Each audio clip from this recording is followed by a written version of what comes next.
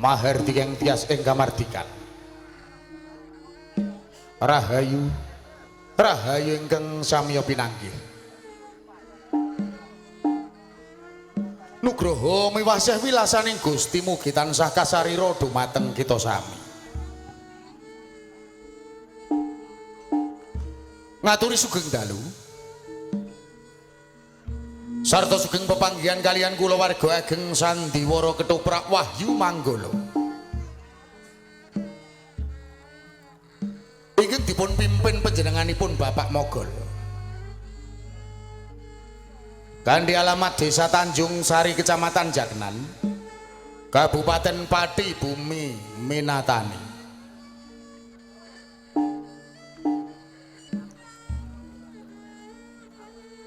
Sasampunipun panjenengan sami kasugata tari gambyong minangka purwakaning pagelaran ing dalu punika.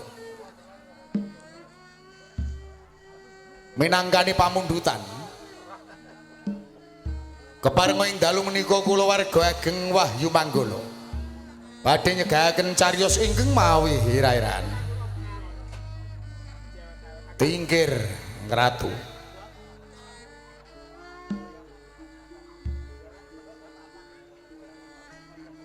Dalang sarta pendapuk katindakan Raka Mas Anom Suharyanto. Dewan Sutradara katindakan Raka Mas Aji Soko. Asisten sutradara dipun tindakan Dimas Eko Pranoto.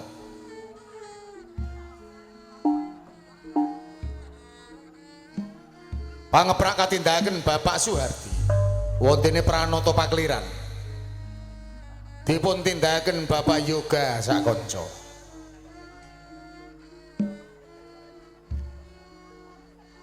Tata dekorasi dipun tindakan anak Mas Samuel Sutarto. Teknis tata lampu katindakan Dimas Budiono Batak. Lekting katindakan Dimas Ladu Aldiansah. Wontene Pangrengga Busono. Katindakan Dimas Agus Wijanarko.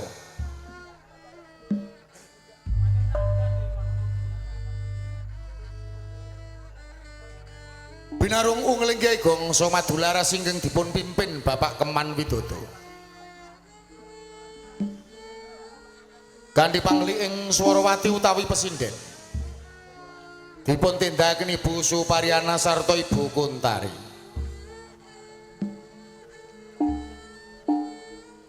Pranoto gending katindakaken Dimas Hadi Prayitno. Wontene Wiraswara katindakan Bapak Miranda soha Dimas Bagus Edi Mahesa.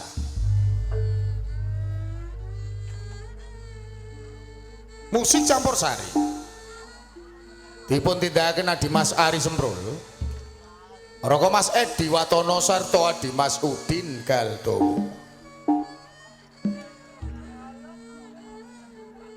Pagelaran Sandiwara Ketoprak Wahyu Manggala dipun sengguyung WM Audio. Ingkang dipun pangersani Raka Mas Gentong Kawa-kawa.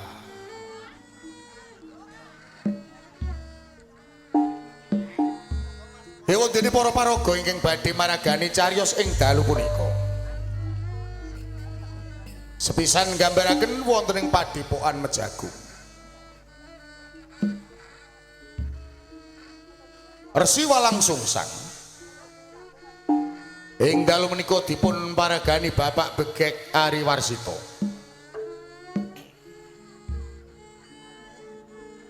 Joko Warono dipun tindakaken Dimas Eko Pranoto. Condrowati kaparagani Mbak Ayu Sri Poncowati. Ewontene Condrosari katindakaken Mas Tata Wulandari.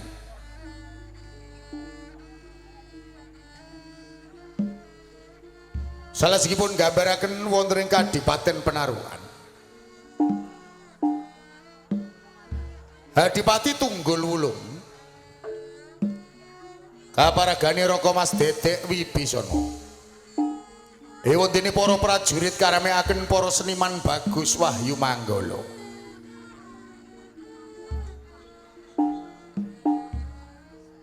Atekan salajengipun gambaraken wonten ing Kasultanan Bintoro Demak. Sultan Trenggono ing dalu menika kaparagani Raka Mas Aji Saka.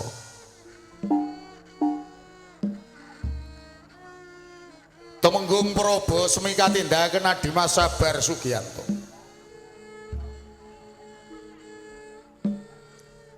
Sunan Kalijaga kaparagani Raka Mas Anom Suharyanto.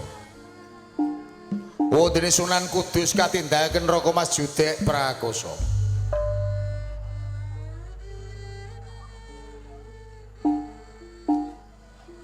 Ratu Kambang ing dalu menika kaparagani Mas Diah Maharani. Ratu Kalinyamat katindahaken Mas Menik Widyawati. Ratu Semenanjung kaparagani Mas Puput Jarmiati.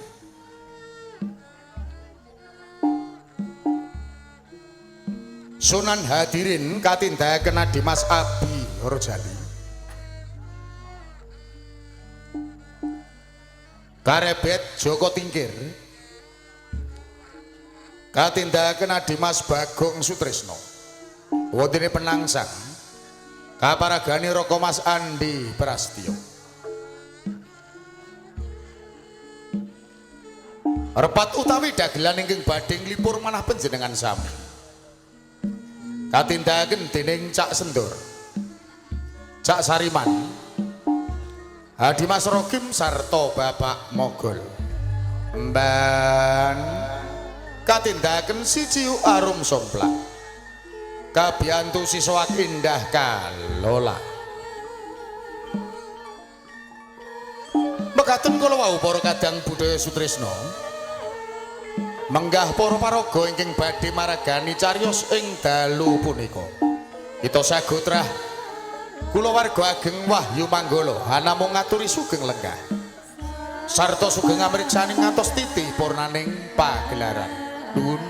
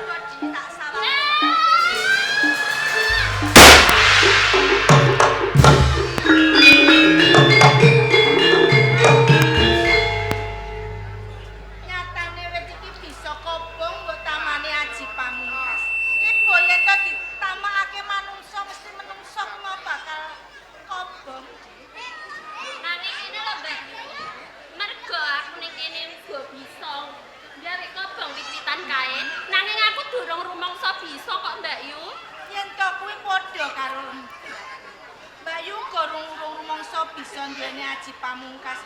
Aku rasane iki kepengin duweni aji kang luwih lan luwih di. Apa iya ta? Bakal lakon di.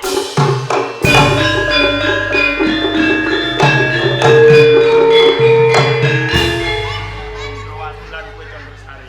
Kakak. Tenalis kowe anggonku nyawangku anggonmu padha oleh diloro. Nanging jaluk gedhe pangapurane ya Kakang Warono. Perkara apa di? Nyatane anggonku kegladi karo adikku durung bisa sempurna apa sing kaya mbok pengenake Kakang. Bagus. Yen kowe duweni pamikir sing kaya ngono. Merga apa? Manungsa urip sing dititahke ana ing jagat sesrawungan iki ora ana sing dicipta kanthi sampurna. Mula saka kuwi pancen isih ana tumpangsuh. Anggonmu oleh bela raga sing tak jaluk kawan kowe sakarone. Aja kendhat anggonmu sinau ngendani bab apa wae supaya kowe ora kalah lawan ruangmu sing manyeswa ana ing pertapan Mojo Agung kene. Pancen bener Kakang. Aku isih kurang apa wae mula. Ing kene aku njaluk banget karo sampeyan. Tambah ana aji Jaya Kawijayan dimen aku bisa njaga marang diri pribadiku Kakang. Yen to babakan kuwi kowe aja waswalan sumelang. Merga ana ing Mejagung kene kang dipitaya Bapa Resi Walang Sungsang. Sing nadi kowe sakarone ora ana liya mung aku. Mula saka kuwi sadurunge kowe tak wenehi oleh bela raga. Sadurunge kowe tak wenehi aji jimat kemat sing tak jaluk kelawan kowe sakarone. Tandurana rasa sabar sadurunge atimu. Tandurana rasa temen supaya kowe besoke bisa kaya aku lan siswa-siswa kang mapan ana ing pertapan Jagung kene. Kakang Warono, apa pawelinge sampeyan tansah tak eling-eling lan ora bakal lali. Kuwi bener lho, Kakak. Nanging uga tuwa rasa bombong lan marem sajroning atiku. Kanyatan nalika kowe ngetapke jimat kemat Aji Jaya Kawijayan sing biyen tak warahke kelawan kowe. Aji kelap ngampar watu sing gedene bebasan kae sak gunung anakan. Gawe bisa ajur mumur pindhane kaya dening sak walang-walang. Kabeh kuwi ana ya sampeyan to Kakang. Yen ora ana sampeyan ndak kira aku ora bisa duweni kabeh kuwi mau. Mula Kakang, ing kene aku mbok ya ditambah Aji Jaya Kawijayan dimen tambah luwih meneh. Ya kuwi bener lho, Kakak. Aja suwe-suwe ngono lho. Kowe ya kepengin kaya Mbak Yuni. Ya mesti wae aku kepengin. Nanging nyatane nalika kowe namake Aji Pamungkas gelap ngampar. Wijitan sak nalika kae bisa kobar. Upama kae kena lamake manungsa lumrah, mesti wae ajur kandhane kang tanpa leduk. Mula saka kuwi sing tak jaluk kowe lan kowe aja nganti duweni rasa bisa mergo apa? Sak nduwure langit kae isih ana langit. Aja jumawa, aja songar. Mergo manungsa urip iki mesti duweni dina sing apes. Lamun to kowe njaluk Aji Jaya Kawijayan luwih meneh lawan aku. Sing kanggone aku apa ya pantese ya. Mligi kanggo kowe, kowe bakal tak wenehi Aji Jaya Kawijayan lembu sekilan. Lembu sekilan. Tegese lembu sekilan kuwi piye Kakang? Katiasane Aji lembu sekilan iki ngedap-ngedapi. Tapi kaya to piye? Lamun to kowe meranggulami musuh sing jaduk. Musuh mau duweni piyandel. Sak temah piyandel mau ditamakke sak jroning badanmu. Rumangsane musuh kae kena, nanging tenane mono isih kurang sekilan. Iki katiasane Aji lembu sekilan. Katone kena ning ora kena ya Kakang. Ora kena mergo kowe duweni Aji lembu sekilan. Apik banget yen ngono Kakang. Nanging Kakang, Kok bingung ngono apa? yo bingung. Kakang Warono. Iya. Aku ki nak durung duwe bojo. Yo ora kleru. Yen to sampean paringi Aji Jaya Kawijayan lembu sekilan, mongko yen to aku mengko duwe bojo, lagi kemantenan anyar. Terus bojoku njaluk kon, terus piye Kakang aku nak yo ora bisa duwe anak. Dadi wong wadon iku aja cubluk. Lu kok cubluk? Iya wae. Ngendi Kakang? Kowe kuwatir. Lamun to besok kowe duweni bojo, lamun to carem asmara kumpul kawan bojomu, kowe ora bisa ngrasakake kanikmatane urip. Iya Kakang. Aji lembu sekilan lamun to ora kok rapal, ora kok watek. Iki ora bakal manjing sakjroning lagamu. Lamun to kowe cedhak karo wong lanang bojomu. Yen to iki ora kok watek, ora kok rapal, kowe uga bisa ngrasake kanikmatan urip kelawan bojomu.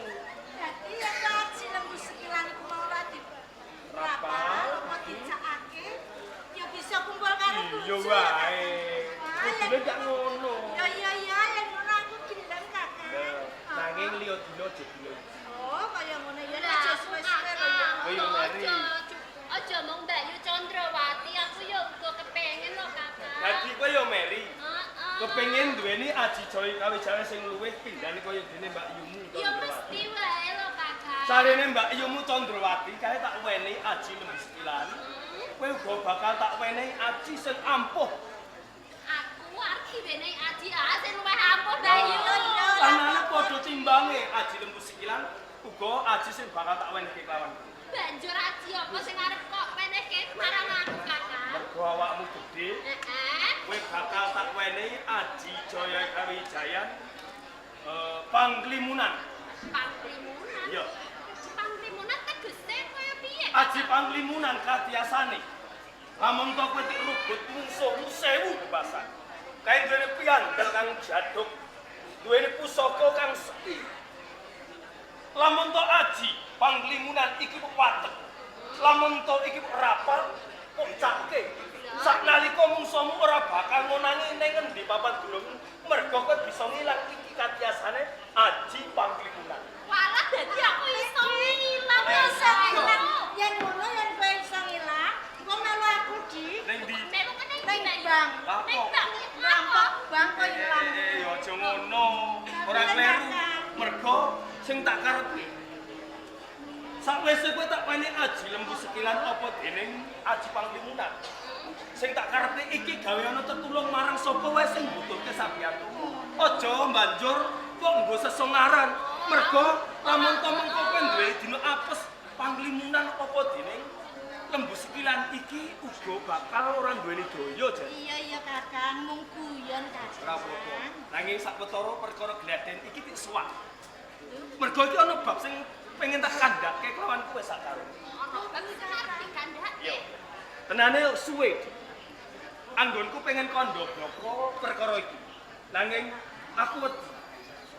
Yen to mengko sakjroning aku kandha bloko, iki nyenggol rasamu saya-saya bisa pingget atimu. Sampean ki lho kok aneh Kakang. Wong arep kondo wae kok dadak wedi nek aku wedi ora Kakang. Ya sampean iki bloko wae ngono lho. Wedi karo aku ki ono. Ngene. Wong aku ya ora nyokot. Sakjroning aku mapan ana ing Bejagung kene, rumangsaku lho. Aku kok ora tau ngerti yen to kowe iki cedhak kelawan wong lanang. Apa sekirane kowe durung duwe patikane wong lanang sing mengkone bakal kok gadang pinangka dadi bojomu. Kakang Warono. Iya. Yen to babakan Kyai Kakung nyatane rasane atiku durung kepengin. Isih sepi. Isih sepi aku mau kepengin supaya bisa duweni aji Jaya Kawijayan kang liluwih, olah bela kang pinter kaya sampeyan Kakang. Yen kowe piye? Ya ora bedane karo aku lho, Kakang. Aku uga kaya ngono. Mergo ning kene iki saben dina lak ya gaweanku mung olah bela raga. Lak ya ora ono liyane to, Kakang.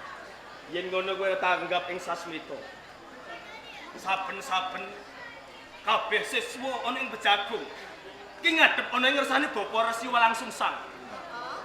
Iki tenane ana wong lanang sing saben dina kae nyawang mripatku. Kaya-kaya gawe keronto-ronto ati. Rumangsa kedodok ati. Tenane wong lanang mau ana pengen duweni bojo kowe sak karone. Wong lanang Kakang. Lah kok malah sampeyan sing Ya ora ngerti. Aku ya mesti ora ngerti to Kakang, coba. Yen to sampeyan ngerti wong lanang ki mau, aku menehi ngerti Kakang. Kowe pengen ngerti Wong lanang? wong lanang mau? Heeh, Kakang. Yen kowe piye? Ya aku ya uga kepengin ngerti lho, Kakang. Yen kowe pengen ngerti wong lanangmu, ora ana liya aku dhewe.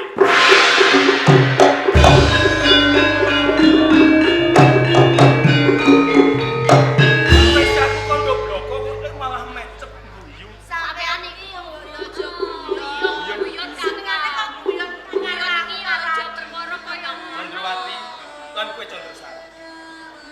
Yen babakan rasa, babakan tresno, aku ora bakal digojekan kawang wong wadon.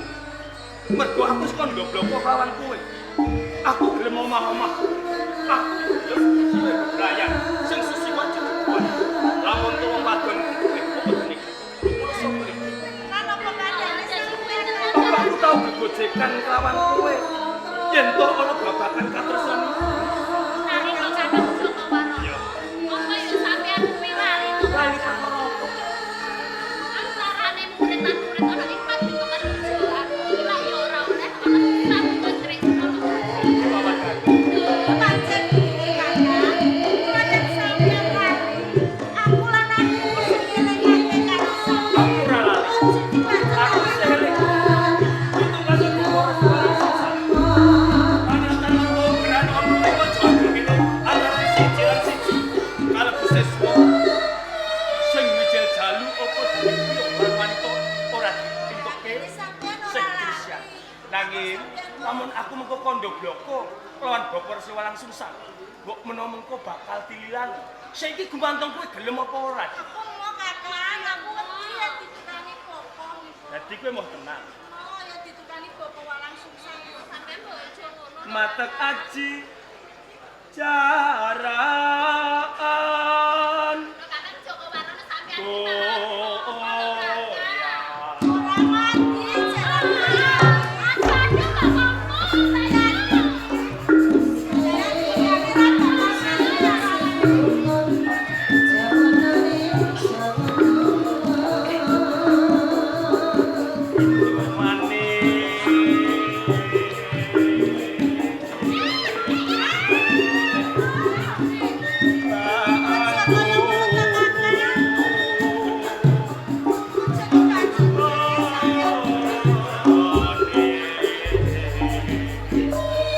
Ayo sampean berangkat. Ojo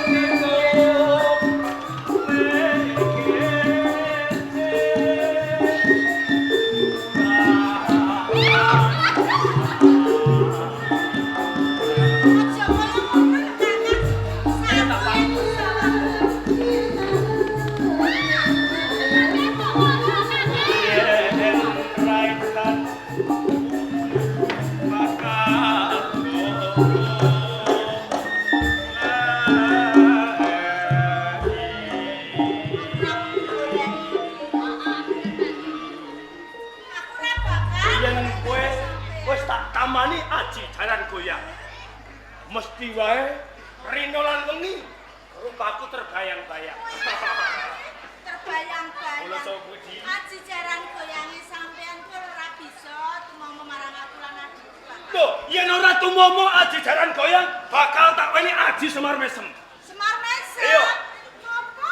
Ora kira mempan. Loh, aji Semar Mesem lamun tak watek tak pasani pitung dina pitung bengi tak sebut jenengmu si ponang jabang bayi Condrasari Condrawati yen ra kedanan terkintil gitu.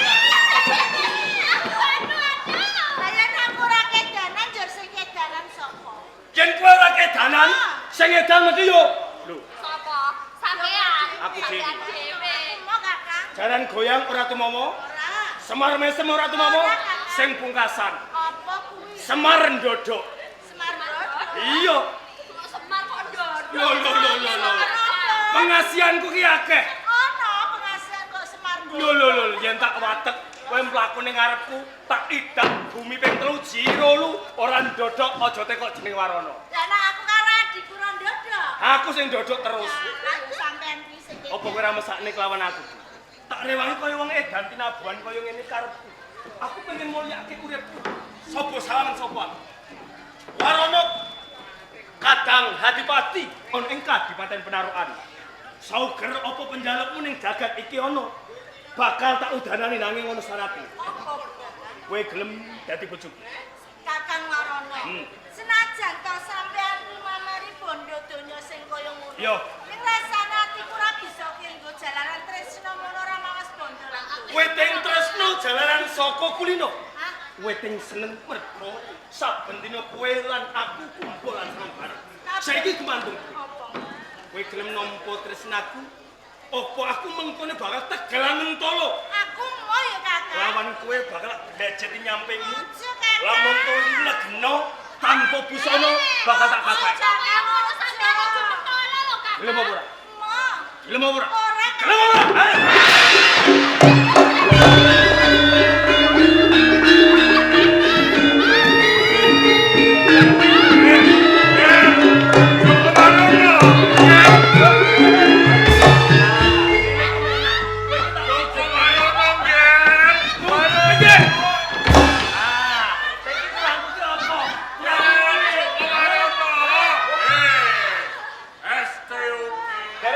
Dereng rampung kok.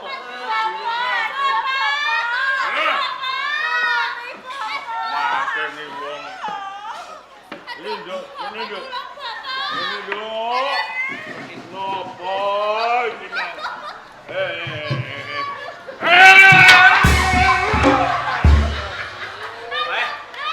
Wes, acur.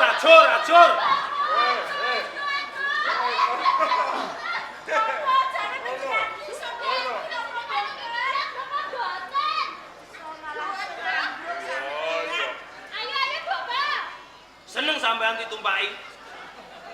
Matamu jak ngono. Sampeyan Wong ngomong tuwa tumpaki nulungi sing karepe malah sing ditulungi awake sak sapi drama. Lah sampean ki yen ora kuat kok ya rasa Lah dilangge. nggih. Ora kuat tulungi malah ambruk dhewe rezeki. Condrawati Condrasari. Nggih, kula Bapak. Jane iki ana apa to? Kok pating grengok, pating jlerit tak rungokke saka kaduan.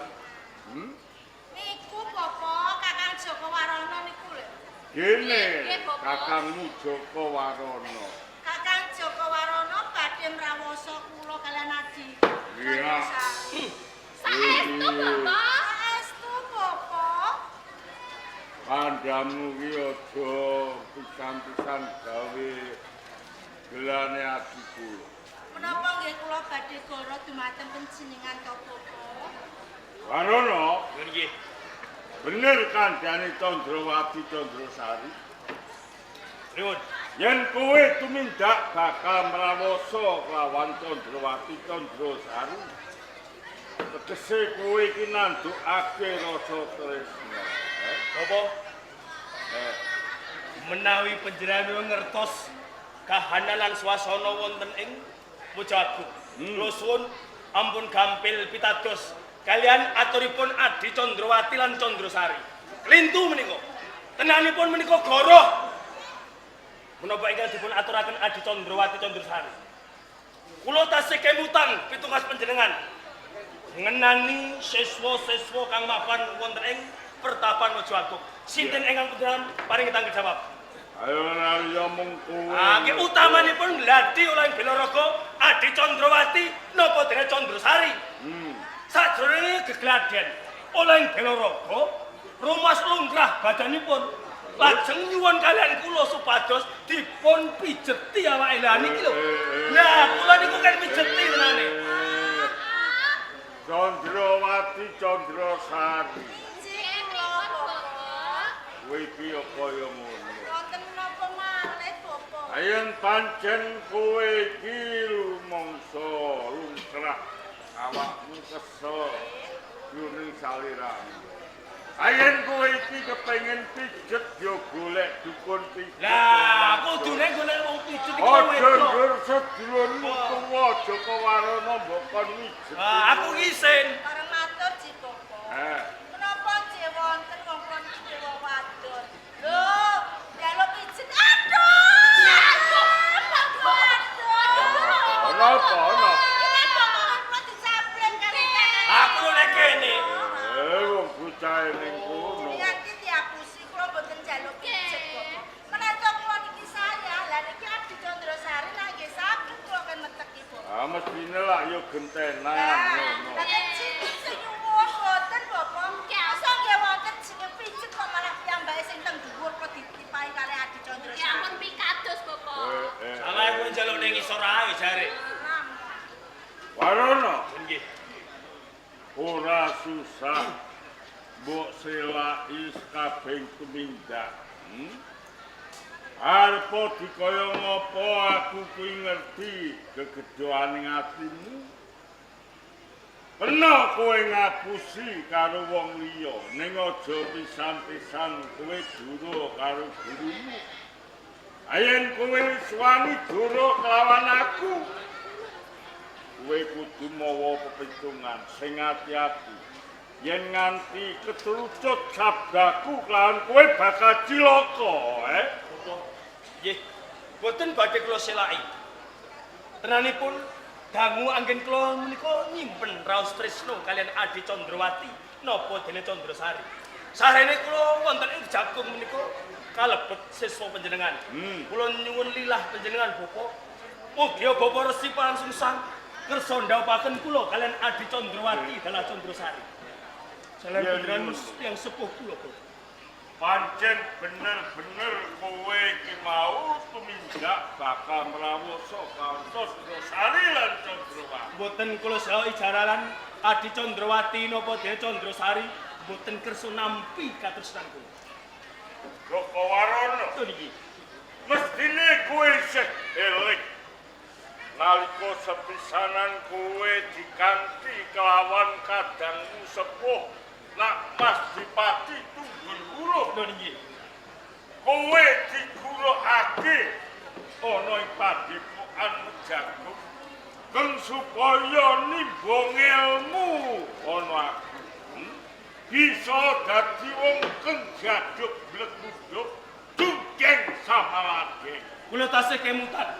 Nalika Kang Mas Hadipati Tunggul Wulung kalian kula keroyo-royo minggah wonten ing Jagung kapurih namung manyiswaken kula wonten ing ngarsa panjenengan. Kula kinten sampun jangkep anggen kula nimba ilmu dhateng panjenengan wonten ing pertapan Jagung. Mila saiki menika Bapak, sarene kula buntas sawereng-reh kagungan wonten ing Jagung. Kula nyuwun lilah panjenengan dhawuhaken kula kalian Adi Candrawati lan Candrasari. Ning mestine kowe lah yo ngerti. Kowe sadurunge ndak tampa dadi muridku. Aku wis nate kandha. Aku gelem nampa kawan kowe ning yen kowe kudu tansah ngugemi marang paugeran utawa pralatan sing wis kapacak ana ing padepokan Mejo aku. Marang sapa wae siswa ing antaraning lanang lan wadon iki ora kena padha nganakake sesambungan tresna kejaba yen wis padha buntas kawruh. Menawi panjenengan pambeng panjenengan boten nglilani kula dedhaupan kalian Adi Candrawati lan Candrasari.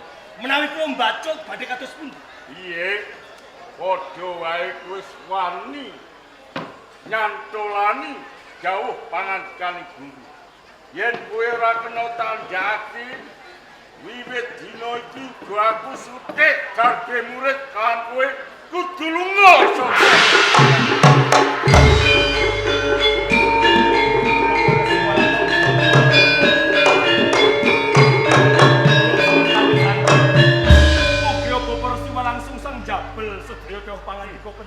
Jalaran kula tasih mbetahaken panggala wentah panjenengan Bapa. Yen sira isih butuhake panggulawentah, ya bene tumindakmu menceng saka angger-anggering Kalpaman. Iki durung wae. Ayen kowe ora kena tak ndakake, mesti bakal ndak aturake ana ngesani Kang Masmu Tunggul Wuluh. Bapa Resi, kula suwun kanthi sanget perkawis menika dipun sidhem jalaran kula kuwatos nemangkenipun sedaya kula kadengan kalian kadang kula Kang Mas Adipati Tunggul Wuluh. Badhe kula ndakaken niat kula badhe anggadhe bojo adica Drasari. Langsuan.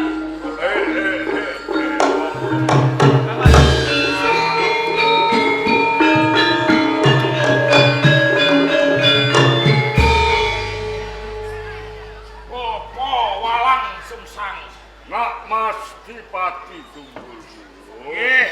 Ayo kanthi karahajan. Rawuhe ana ing padepokan Mejagung iki. Pikantuk berkah pangestu panjenengan. Basuki, Yai Walang, Yai Jogowarono. Yauh tinimbalan Kang Mas. Saiki wis dadi satriya cakrak pideksa. Piundak-undakanmu anggonmu mangsu kaweruh ana ing Mejagung. Kula kinten datang nemai rupido. Saklebetipun kula manyesu wonten ing Mejagung wonten ing ngasane Bapa Resi Walang Sungsang. Aji Jaya Kawijayan oleh Bilaraga.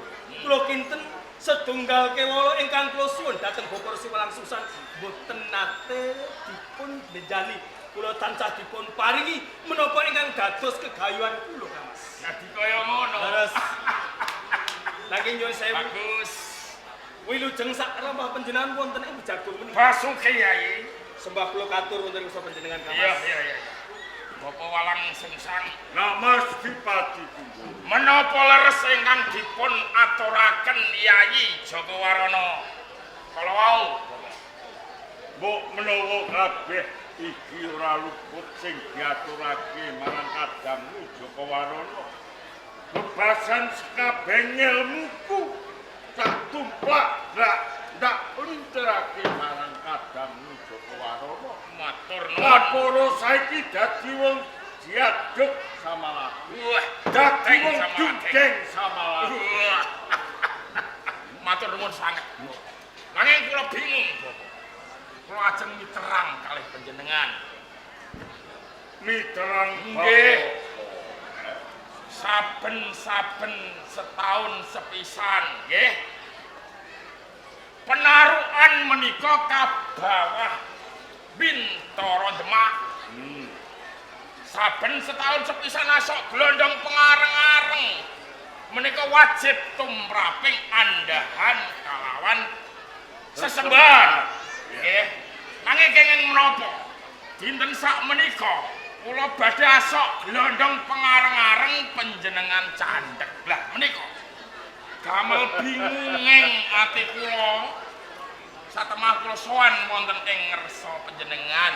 Nak Mas Dipati Tunggul Wuluh. Nggih. Sing butuh mangan wareg nyandang utuh.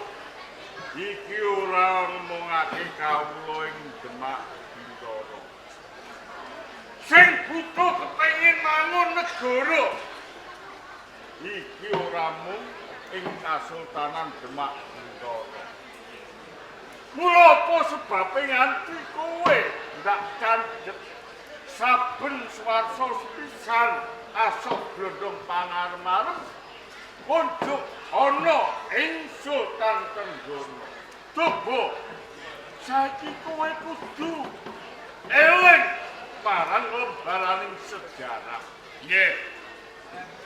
Sira jumeneng Adipati ing Kadipaten Panarukan. Bebasan bisa urip mukti ngawibawa lungguh jidang sela tumpang paribasane. Apa kabeh kanugrahan saka saning Sultan Trenggono ing Kasultanan Demak Bintoro? Boten Yo sapa sing peparing kanugrahan ingkang paring kanugrahan kula jumeneng adipati wonten ing Penarukan sinuwun Prabu Brawijaya Majapahit. Sinuwun Prabu Brawijaya. Nggih. Mongko iki dina negara Majapahit wis rubuh parata dadi lemah. Nggih. Sang Prabu Brawijaya uga wis anis ninggalake saka ing Praja Majapahit. Leres. Lho yen sira iki tansah deku-deku amarga ana lamakaning Sultan Trenggono.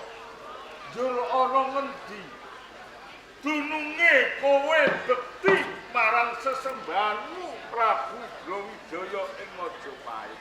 Nanging pamrentahan dinten sakmenika dipun boyong Trenggono jalaran. Trenggono putra dalem babah patah simpuning panetep panata agama Sultan ingkang sepisanan wonten ing tanah Pulo Jawa. Kula minangka adipati andhahan kedah tunduk kalian Bintoro Demak. Kuwi lak nalika semono isih diasta dening Sultan Babah Patah. Nggih, Sapa tenane Sultan Babah Patah? Kuwi pangeran saka ing Sabrak, saka ing Kadipaten Palembang Kengaran Sikasan. nggih. Yo saka tumindake Kasan merga jeneng anak wis wani karo wong tuwa. Iki sing dadekake laraning ati. Saya meneh turun maturun saiki Sultan Trenggono. Mula saka wingi pancen ing ujug aku ngepengenake kowe kudu ngowalake saka pemerintahan Kasultanan Demak Bintoro. Yen perlu kowe kudu mandhiring pribadi ing Kadipaten Panarukan. Kula kedah merong kampuh gajah gelar mbondan jika matekan tanpa ratu. Yen bisa kowe kudu balela saka Kasultanan Demak Bintoro. Ngangge daya kekiatan menapa kula balela wonten ing Bintoro Demak. Gunane apa kowe nggunakake marang kadangmu Joko Warono? Yen mengko isih kadangmu ora bisa ngentasi gawe. Kabeh murid-murid ana ing Mejagung bakal ndak kepyake sabiyantu kawan sira. Leres Kamas. Marana Panjenengan badhe jongkeng kawibawan saking Demak Bintoro. Kula sagah pinangka cucing ayuda. Lamun to mangkenipun kula ketaman pusaka sak temah mati wonten daerah Ranggono. Saukir kegawian panjenengan dados ratune ratu wonten tanah Jawi kelaksanan. Kula lila, kula ikhlas lan lega Kamas. Wis kok antep ya. Sampun lantepi tekad menika. Perang kalawan Bintoro Demak. Kula mboten badhe getih. Wani Hani Bapak Walang Sungsang Hak Mas minangka Pak Seksen dinten sakmenika Adipati Penarukan merong kampuh gajah gelar bondan matekan tanpa ratu. Balela.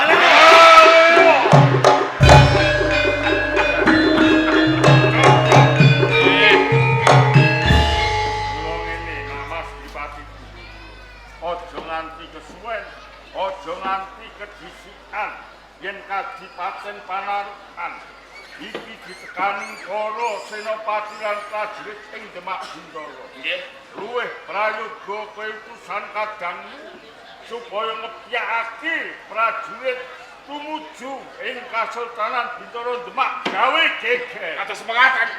Marana piye? sumatakno para prajurit ibrake bendera perang tutukan gongso gwara kecap perang Bintoro Demak. Pangestu panjenengan Gus. Iya. Bapak Walang Sungsang. Enak Mas Dimas. Kula mboten tegel kalian kadang kula Joko Warono kepareng kula badhe nglampati lampahipun kadang kula. Sadungkapan meneh aku bakal nyusul ana sakjroning Kados mekaten ngono. Mohon tambahin pangestu. ya tak pangestu.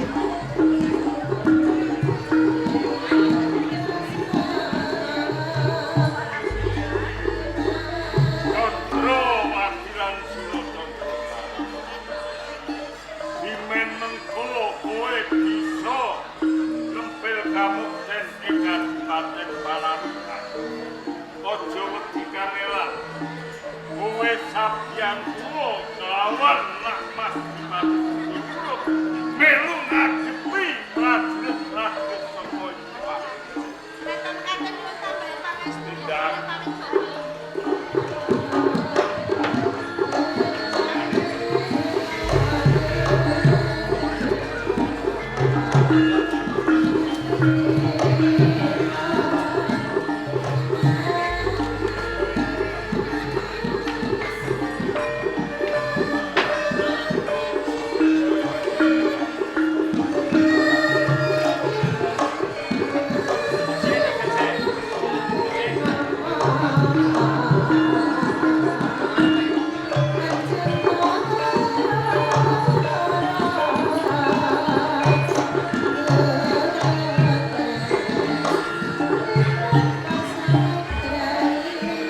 Kabeh prajurit ana ing Kadipaten Penarukan.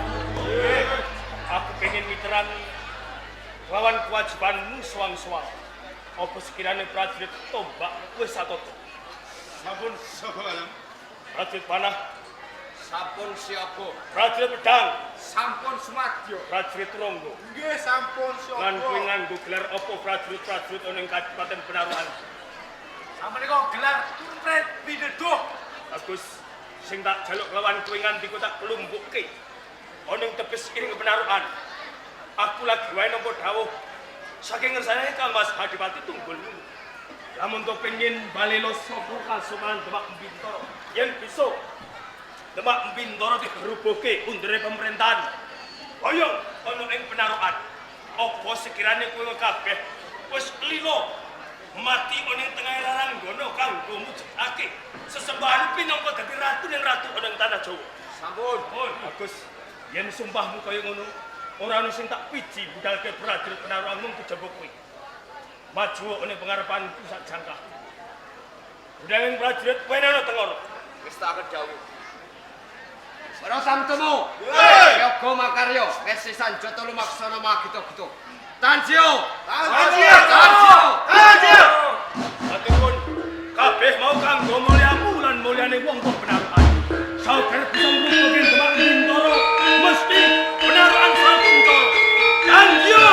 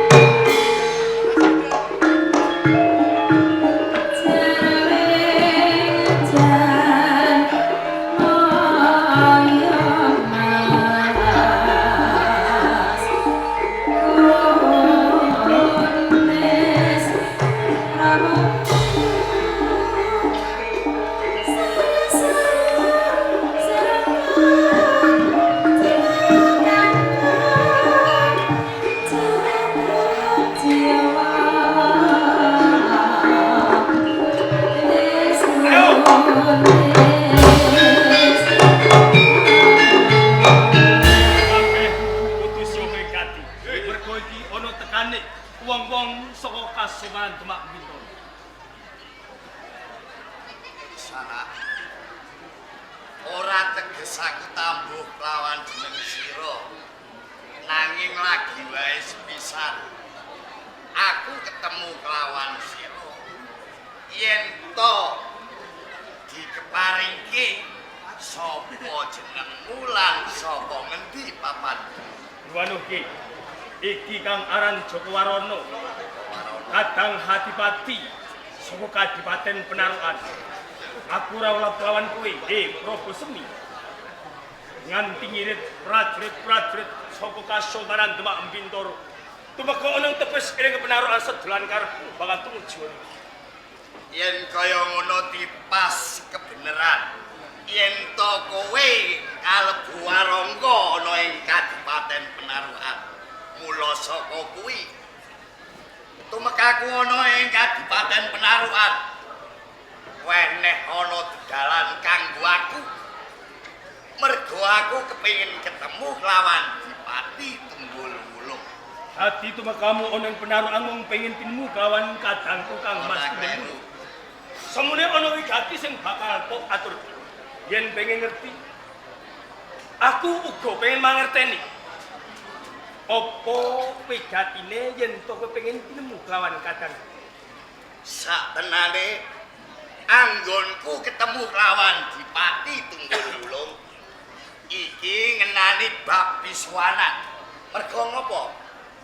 Wis ana 3 pisuanan Yai Dipati Tunggul-Wulung wis ora ana marak sebo ana ing Demak Bintoro. Mula saka kuwi yen to lila lan legawa sajroning batinmu cek men aku ketemu kelawan Yai Tunggul-Wulung meneh ana dalan kanggo aku. Ora usah dadak tinemu kelawan kadangku. Aku sing bakal aweh pawangsulan kelawan kowe. Sing kok karepe Nganti kadangku 3 pisuanan ora tau sowan oleh Kasultanan Demak Bintoro. Tenane kabeh mau wis didodo lan ditemoko. Pambre pengin mandiring pribadi ngwalake pemerintahan saka Kasultanan Demak Bintoro. Dina iki mbalelo saka Kasultanan Demak Bintoro. Mula saka kuwi Prabu Semi, yen iso Demak Bintoro bakal tak gawe warata lawan lemah supaya undere pemerintahan tak boyong ana ing Kadipaten Penarukan. Iki sedohan karepku lan kadangku Kang Mas Tunggul-Wulung. iki tak cekak tembung. Aja nganti Penarukan mungsuhi lawan Demak. Anggo dasar Lila lan legawa weneh ana dedalan kanggo aku. Tak sowanke Yai Dipati Tunggul-Wulung. yen kowe meksa tabrakan barisan Oh, prajurit. kaya